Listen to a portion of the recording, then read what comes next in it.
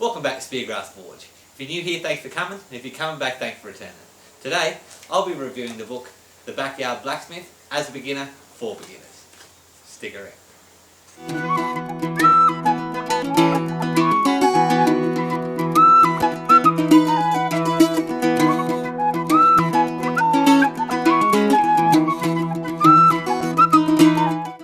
Thanks for joining me.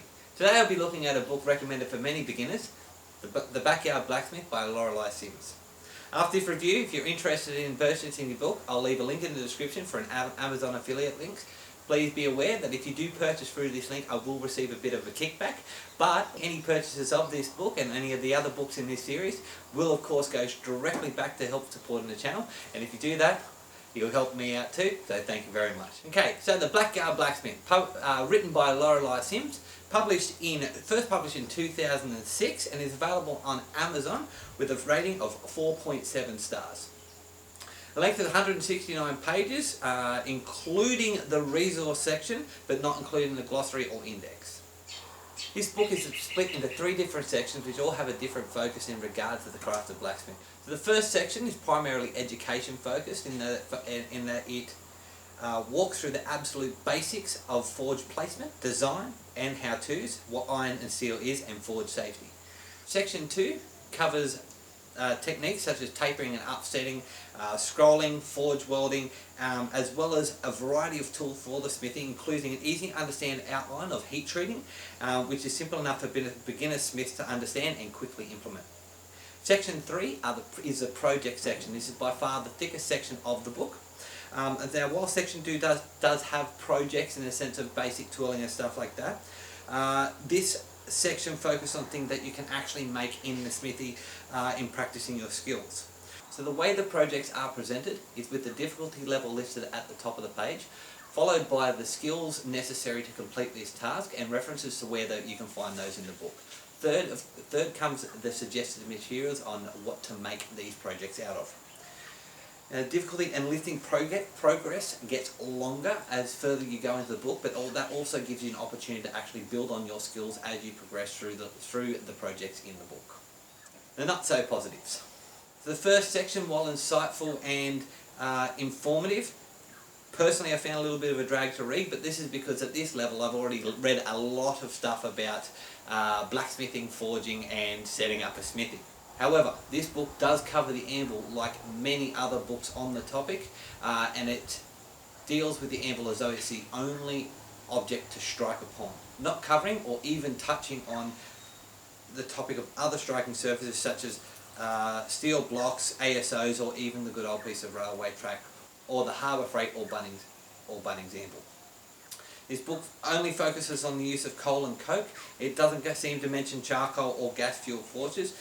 Now, it doesn't really go into for construction, especially for the backyard type of blacksmith. So, if you're looking for the how-to, it gives you a bit of a rundown on forge design, but it doesn't go about telling you how to make your first forge. So, I'd recommend you looking up something like my design on the Just a Box of Dirt Forge or J-Bodge Forge, or the many other designs out there if you're getting the blacksmith for the first time. You can set up a forge in just a hole in the ground, as simple as that, anywhere up to elaborate forge setups. But unfortunately, this book does not cover that.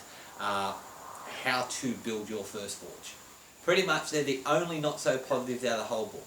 So this book is packed with tips, tricks and information about blacksmithing in the 21st century, and takes a realistic look of how modern power tools can and will be used and should be used in a blacksmith shop, unless of course you're specifically going for a non-modern or a traditional approach to blacksmithing. It contains enough information to be informative, but doesn't become academic and dry, maintaining an easy to read style by breaking it up with the tips of the trade, safety tips, fun facts and other tidbits throughout the book. The projects are exceptionally well structured in their layout, and along with the pictures that come along with them, which are all throughout the book. The pictures in this book are exceptional.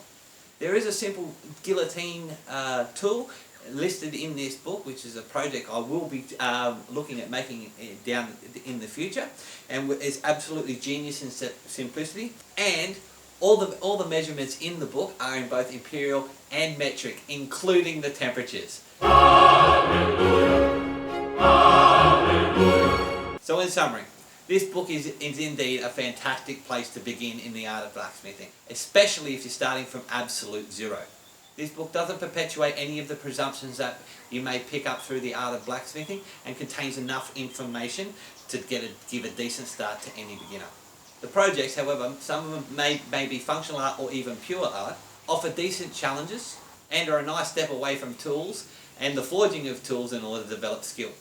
So as I said before, this is definitely a book and where I will be doing some of the projects from them, and I absolutely recommend this to any beginners that are starting out. So as a result, because this book belongs in any library of any beginner blacksmith, and even some of the, and I recommend it to all blacksmiths out there, I'm going to give it 5 hammers and 5 anvils. So thanks for watching. If you like what you saw, don't forget to hit that like and subscribe button. If you'd like a copy of this book, check out the Amazon link in the description. Please remember that, of course, if you purchase through that link, we will get a bit of a kickback for the channel. So thank you very much. Check out my previous vids, and of course the playlist on my channel for other books in this series. And I'll catch you all next time. Cheers.